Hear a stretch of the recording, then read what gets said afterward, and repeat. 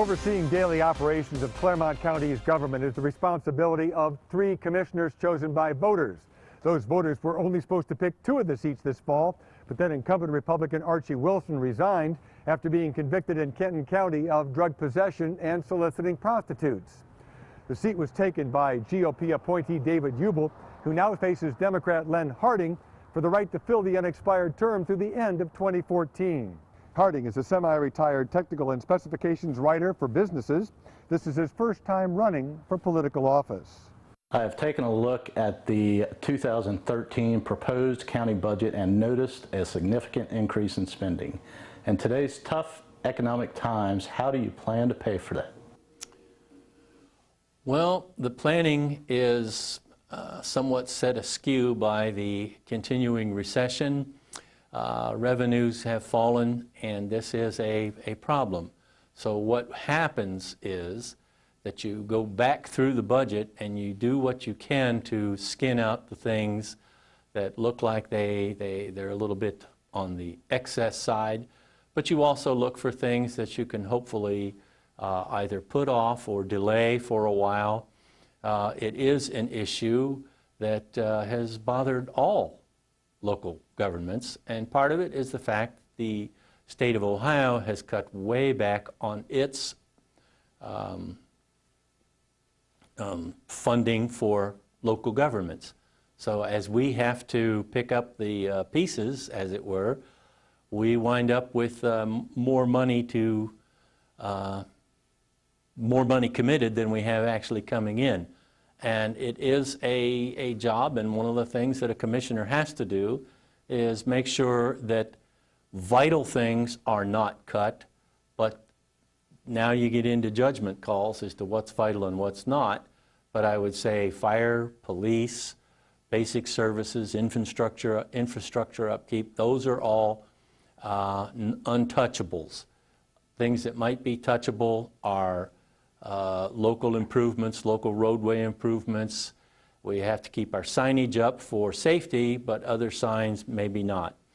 So it's a go as you can and change as you might. And you always hope that the revenue will hit on the uptick.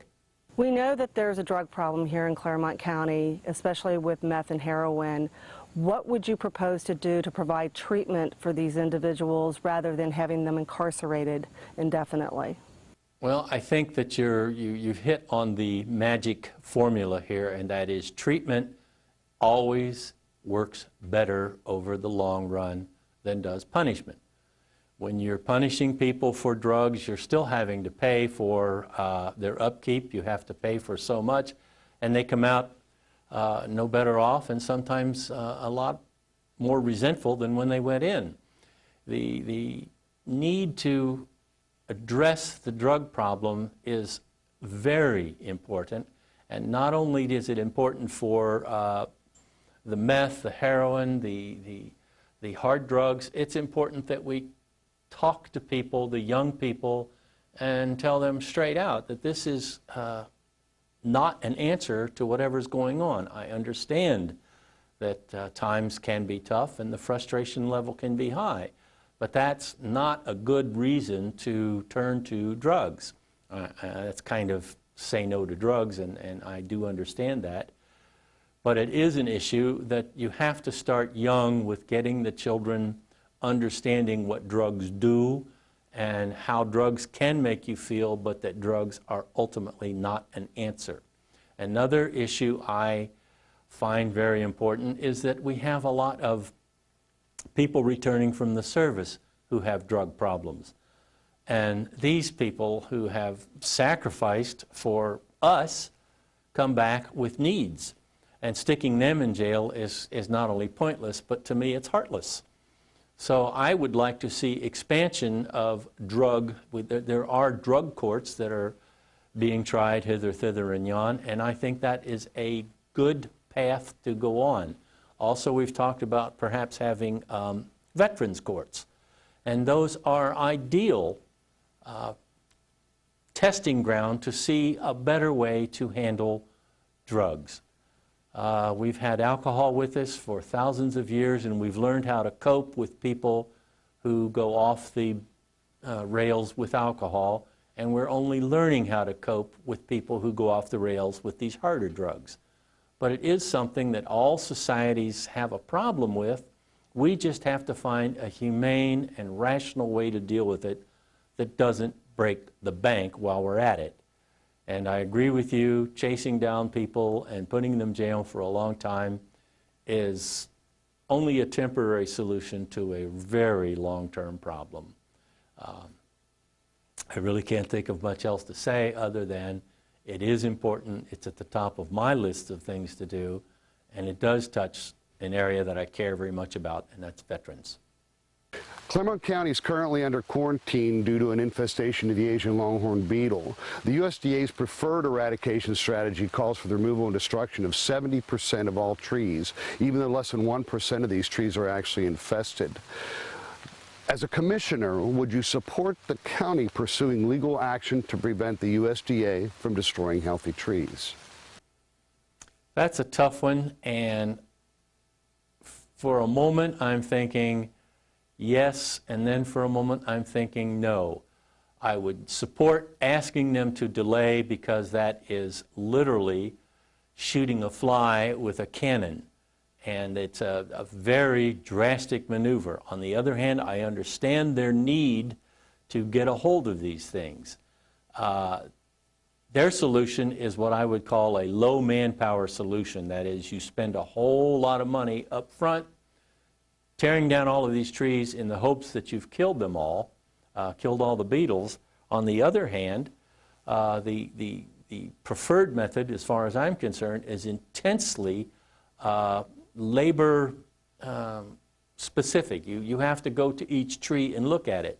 So I understand their position, and I would have to tell you honestly, we have to look at practical methods that we have to do the same job with more attention to protecting the trees. And as I sit here in front of you, I am not sure that I have an immediate answer to that, but it is something that pains me greatly, is to see all of these wonderful old trees taken out because of these beetles. There has to be a better way, but until we spend the time and the money to look and see what we can we stop them with, okay, maybe a little more expenditure, a little more volunteers from people getting out, trying to save their trees. I understand, as I say, I understand what the government is doing, the federal government, because they are looking for their best expenditure and best result. Their result is, of course, to get rid of the beetle, and if they have to get rid of all of the trees, that's how they will do it. There are better ways, but are there ways we can afford?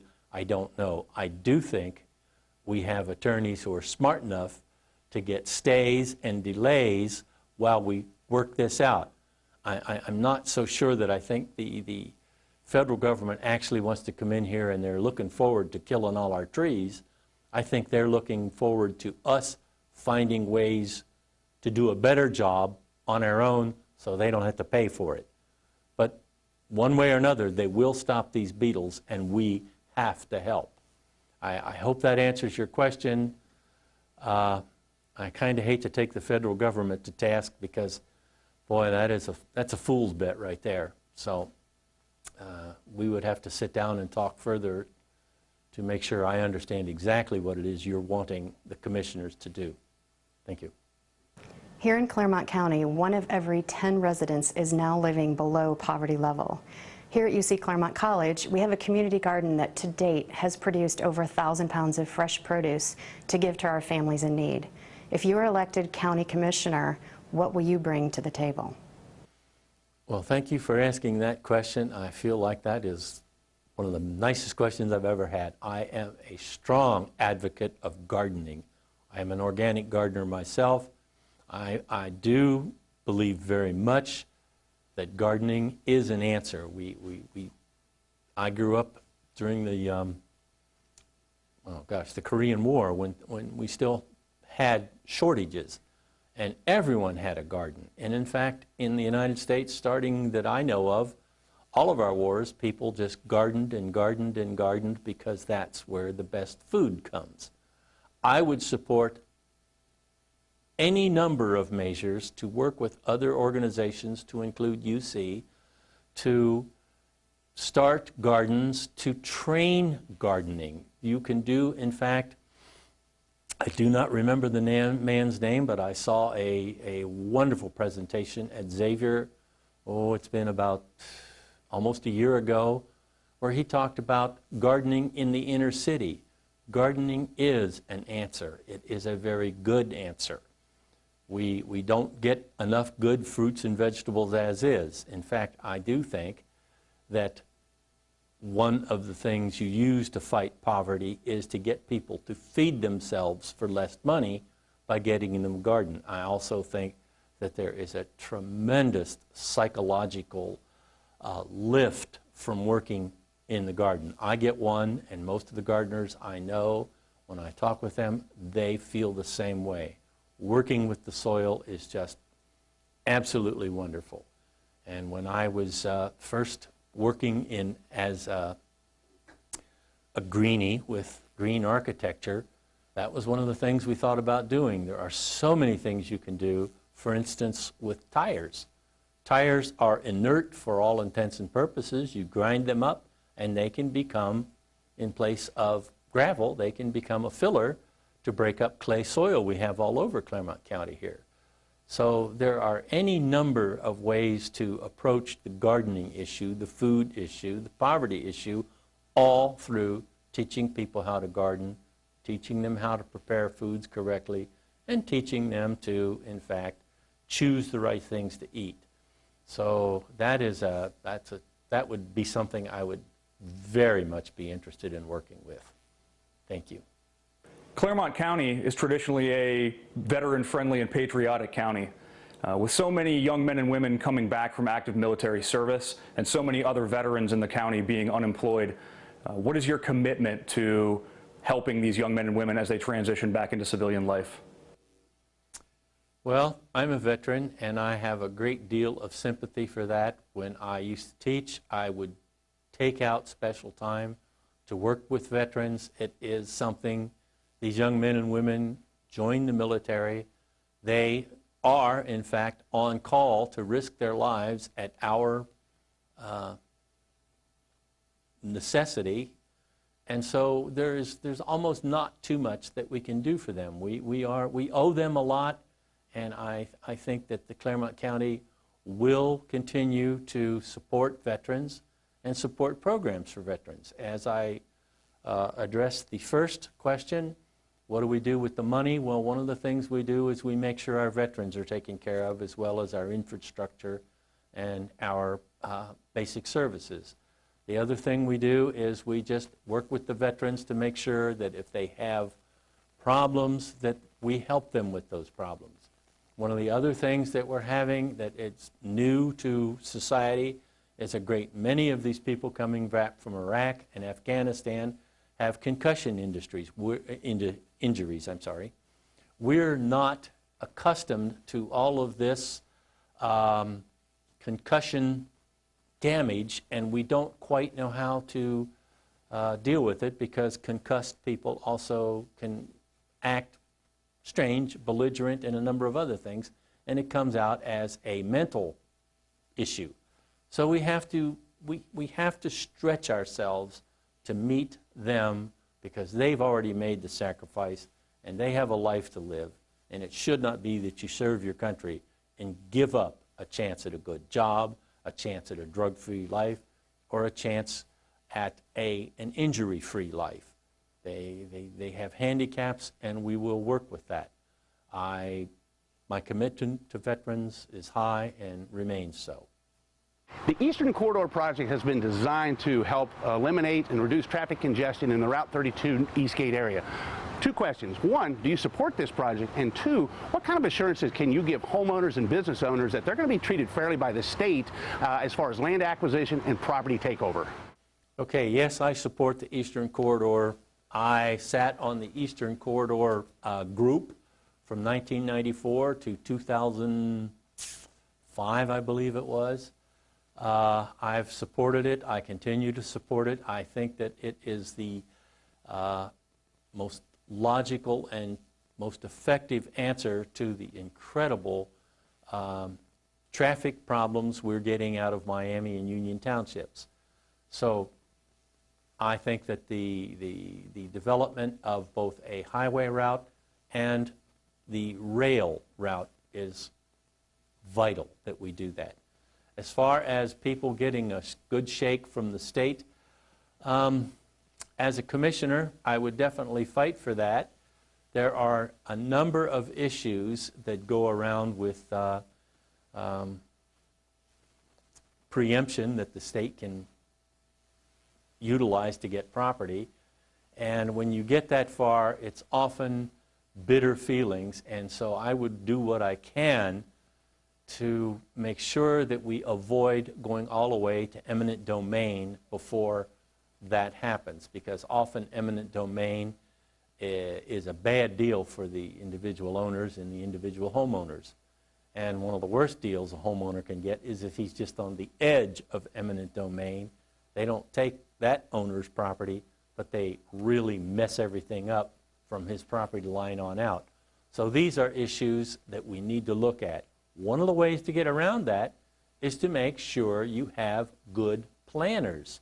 Clermont County has a plethora of professional and technical people to help us work our way around this routing before we actually go to putting a shovel in the dirt and digging it out. So I think that the most important thing I could do, is go around ahead of time and see what people want, what they need, and how this route will affect them.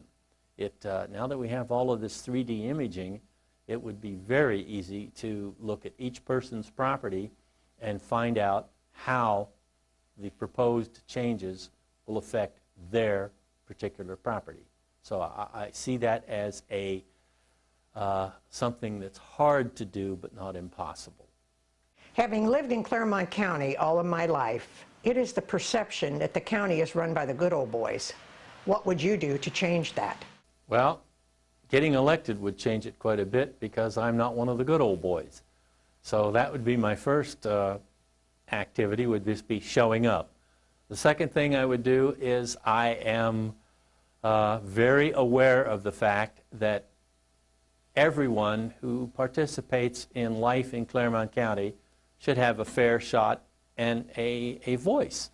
So it is something that, since I believe that deeply in my bones, I would work to do that. And if I thought the good old boys were somehow or another coming to the fore, I am not at all above talking about it. I don't have any problems telling others, like the newspapers and the TV stations, etc., that I think something untoward is occurring. I agree with you. I have lived in Clermont County most of my life as well, and I am aware of the fact that there are times when you just have to scratch your head and say, what were they thinking? And usually it comes up they were thinking of themselves. And I'm not in it for this. I'm a retired person. I'm not going to make a career out of any of this stuff. I just want to make sure things work right. We have a whole generation of people coming behind us who deserve better than it looks like they may get otherwise. As a faculty member at UC Clermont College, I'm concerned about jobs for our graduates. What will you do to provide opportunities to keep our students in Clermont County? Well, one of the interesting things, if you'll pardon the joke here, is that everyone, when I came through school, I was a history major, and they ask you, gee, you're going to be a history major. What are you going to do for a living? And the answer is, you do what you can, because there aren't that many jobs as an historian, and I would imagine there aren't that many jobs as an English major. On the other hand, there are many, many jobs for people in the technical areas. One of the things I would do is I would encourage our high schools and our colleges to get more involved in what's called the STEM program. That is science, technology, engineering, math. They should be our core curricula. This should be, we should look into more effective ways of getting this information into the regular life. I mean, when I came through, everybody did word problems and everybody hated them. The thing that will make your heart drop to your shoes the fastest is that question, if a train leaves Chicago going 45 miles an hour, when will it meet one leaving Cincinnati going 32 miles an hour? Those are the kinds of questions that we always have to work with, and they were terrible questions then, they're terrible questions now. There is life to be lived, and everything in life follows the rules of physics, follows the rules of chemistry, and we can broaden the ability to teach so that people not only teach math, but they include English in with it. I'm just thinking of, you talking of English, Shakespeare himself talks about when he digs that skull out of the ground and says, "Alas, poor Yorick, I knew him well." That's a good time to look at things such as how long does it take a skull to be completely denuded of the flesh. I realize that's kind of a stretch as far as an example, but the point is there is very little that you do that cannot be made reference to some other area of science, math, technology, or engineering. We look at these wonderful roads. Somebody had to figure out where to put them. How did the Romans make their roads so straight? This is not only history, it is technology, and it's interesting to learn how people in the past did what they did. It's interesting to learn how, if you read Moby Dick, what you really learn about is how you did whaling in the 19th century. It is a treatise on whaling. There are any number of things. Thomas Pynchon's books go all over science. So it isn't something that is hard to do. As far as getting these people employed, in my heart of hearts, I believe, A, the life of the mind is the most important aspect of living. B, once we start getting people who are adept with knowledge, not just can they play games, but can they apply the knowledge they've learned, the jobs tend to come. As far as getting people here to actually hire them, that is something I would very much be interested in, because we need to expand business here in the county. We need to bring in new business here in the county. This is an area on the edge of, to me, on the edge of wonderful growth. We have the population, we have the resources, we have Clermont, both Clermont in Batavia and Clermont out further east. I think they call it UC East. But we have the schools, we have the school system, public schools, which turn out wonderful graduates. We just have to build on that and keep going. I don't have a 4-point plan because I don't know what the points would be just at this time. I have an attitude that says, look to develop these things, look to encourage growth, look to encourage education. Thank you. I've been a small businessman in Clermont County for over 40 years. I've watched this county grow, but I've also watched the regulations of government grow to a point where they're hurting small business. What are you going to do to help eliminate some of the actual problems we're having with overregulations? Well, I hear this fairly often, and I guess the first thing I would point out to you that the county commissioners don't have a lot of control over many of the regulations you are speaking of. Many of the regulations come from the state, other regulations come from the federal government, and some regulations are local.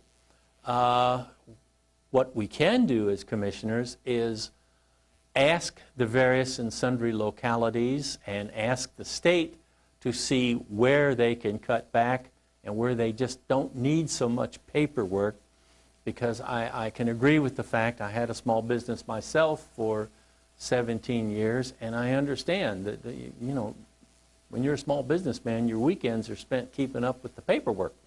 That is not easy. But on the other hand, you can't really tell a restaurant, you don't have to clean everything every night. That's a regulation that you require. So many of the regulations we have are responses to dangers perceived to public health, dangers perceived to public trust, which is why we have all these tax regulations. I think the state did a wonderful thing in getting rid of the inventory tax. That was a killer.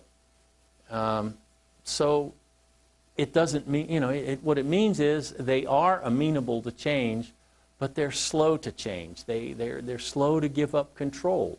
As a commissioner, I would have to say I would do what I could, but I just cannot stand here or sit here and promise you that I can do anything, because the commissioners work as a mother may I outfit. That is, commissioners can only do what the state lets them do. And so if the state says you will not do thus and such, we don't do it. And at this time, the commissioners are primarily tasked with collecting taxes and dispersing funds on county contracts. So the regulations, I sympathize with you and I would work with you.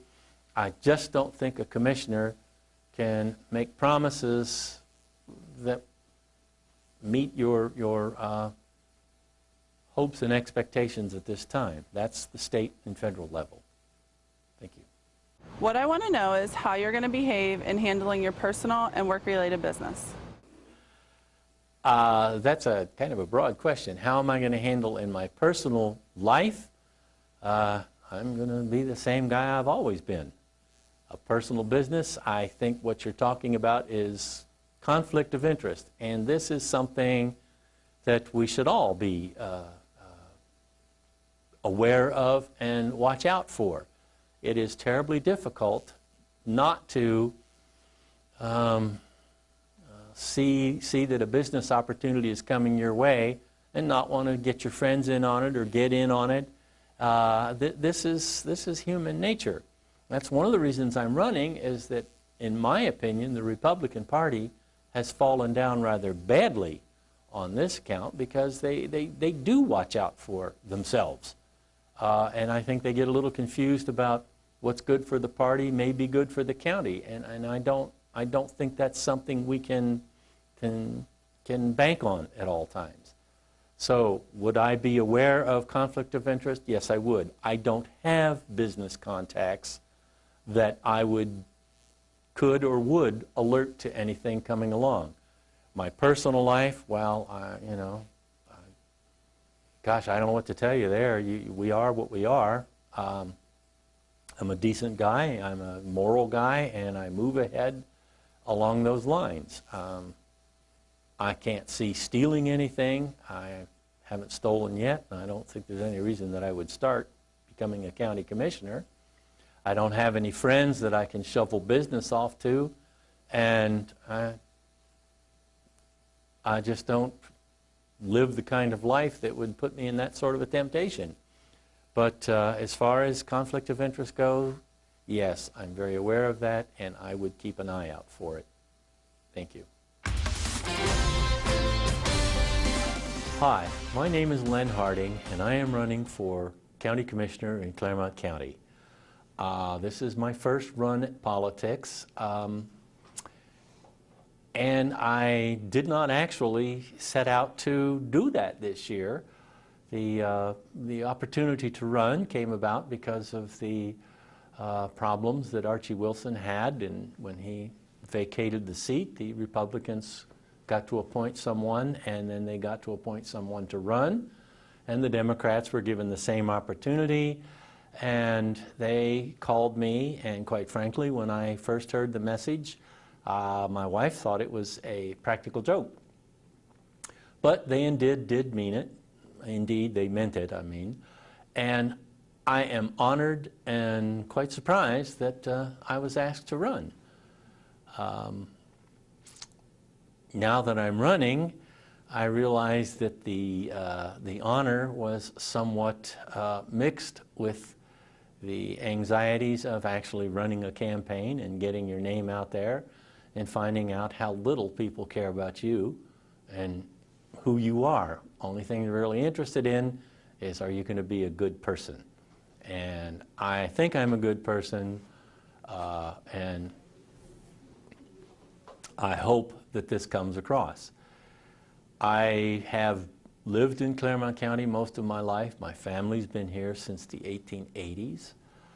I have been here myself since the late 1940s. I was away for a while I went to college and lived a life. I moved back in 1987 and have been living in Milford ever since.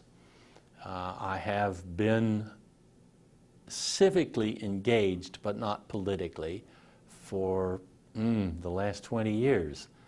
And I think that I have a good grasp of how things work here. I know that I have the experience and the ability to deal with the problems that are out there. I'm very excited about some of the challenges because I myself am a greenie. I've been engaged in sustainable architecture, and I have done quite a bit of work with as a technical writer in all forms of technology. I've also taught. In fact, I've taught in every small college around here, from Chatfield College out in Brown County to the Lebanon Prison up in Warren County. So I know the area well. I had a small business here for 17 years. I left the business because I had to have more time at home to be with my daughter. So I got a job and became a writer, spec writer, for a number of years. Doing that, I spent 2.5 years from 2006 to 2009 in Las Vegas with the MGM Mirage City Center project, which is an $8 billion sustainable hotel complex. When I was out there, I absolutely enjoyed the work and hated the place.